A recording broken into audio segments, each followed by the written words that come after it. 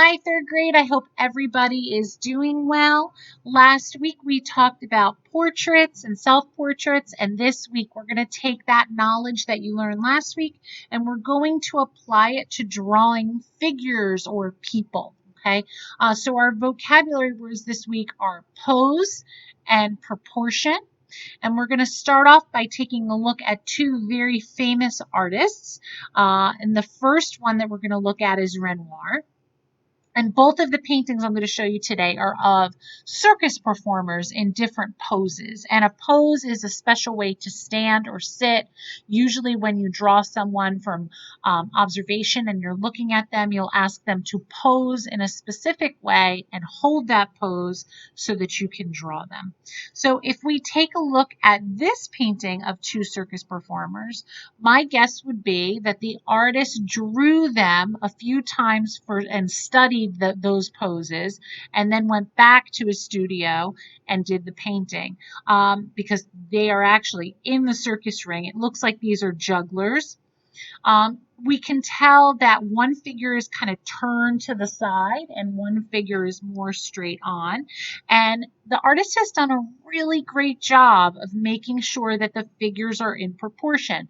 So that means that everything is drawn the correct size in relation to the other sizes of the person's body. So let's take a look at this other painting. This is a Pablo Picasso painting of circus performers, but they are not in the circus. Almost looks like they're traveling. And we can really see that even though we have different ages of people in this painting, some young and some old, the artist has really done a great job of making sure that he's getting the height of the legs and the height of the torso correct.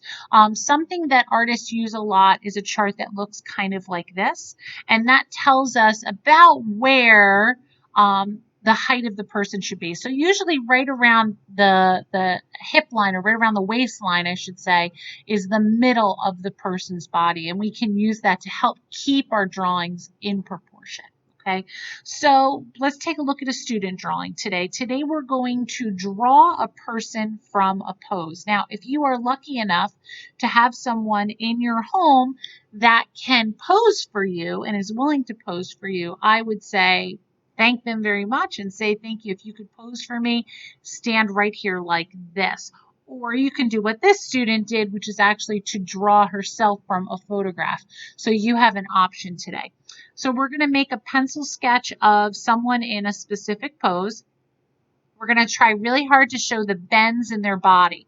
So if they're bending at the waist, or they're bending at the arms and the elbows or the knees, we're going to try to show how the body is lining up that way. And we're really going to do a great job of thinking about proportions today and try to get our person to look like they are really well proportioned in the drawing. So you're going to need your sketchbook and just a pencil today. Go ahead and get that and meet me right back here. Okay guys, so I am going to actually use a photograph, and the picture that I'm going to pick out of this group is the girl with the black and white striped shirt, and it looks like she's holding a camera in her hand. I like that photo because she has a little bend to her knee and also to her arm, so I'm going to focus on that one today.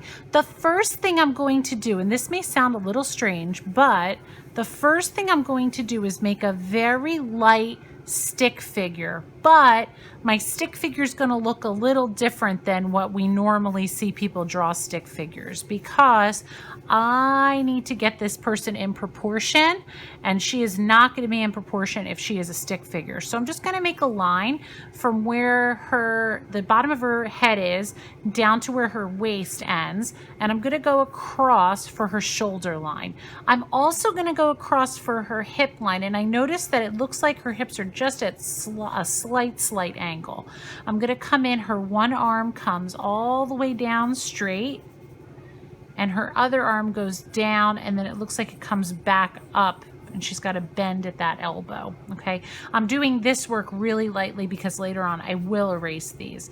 This leg comes out and crisscrosses in front of her other leg, and then her foot comes down, and this leg comes out down behind it, and this foot comes straight out in front of her like this. Okay, so now I kind of have like a skeleton drawn. So I'm gonna go back in now and do a little bit of the detail work. So I'm just gonna give her her hair, her face, and this week we don't have to focus as much on the face. So if you just want to put the face in just very, very lightly so we know it's there and we know you know how to do that from last week still. I'm going to drop her 2 lines for her neck and come out for her shoulders. Sometimes you can see I went around that framework there because I was a little off. And I'm going to look, her arm comes down across in front, and then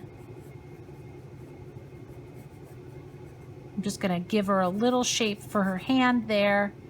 Her waist kind of comes in. This is about where her shirt ends. And then I'm going to drop down for her first leg. I'm going to do the leg in the back first. And then I'll do her other leg, which kind of crisscrosses in front.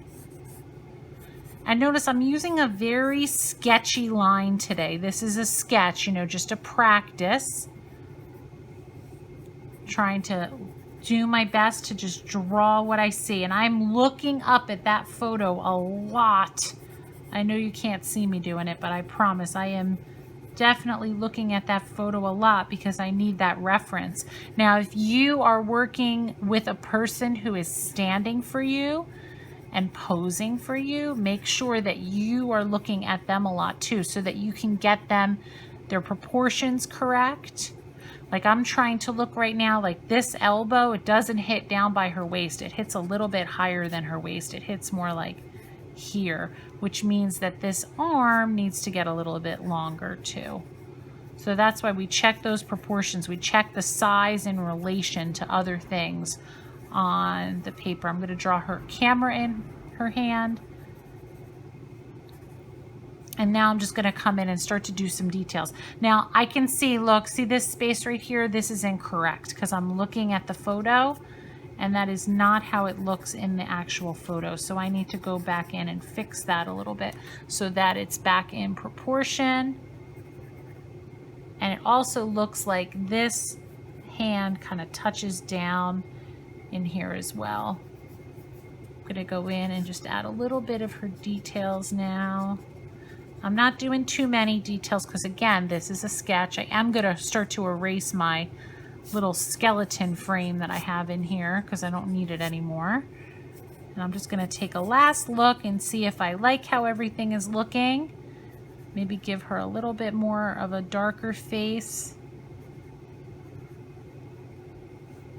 Okay, and I'm looking to see if it's about half and half. So half of her body from her waist to her head, and then half of her body from her waist to the bottom of her feet. And it looks like it is about that size. So it looks like things are pretty much in proportion for a quick sketch. And that is about what we're looking for today. Okay. Okay, third grade. So here is my finished sketch of a figure kind of from observation because I looked at a picture to draw instead of a model to draw it. Really try your best today to get your figure in proportion. Remember that little, I'll put it up right now, that little chart at the beginning that we looked at. We're going to try really hard to get our figures so that all the different parts are the right size, okay? I'm looking forward to seeing your drawings, and have a great week, everybody. I'll see you next time.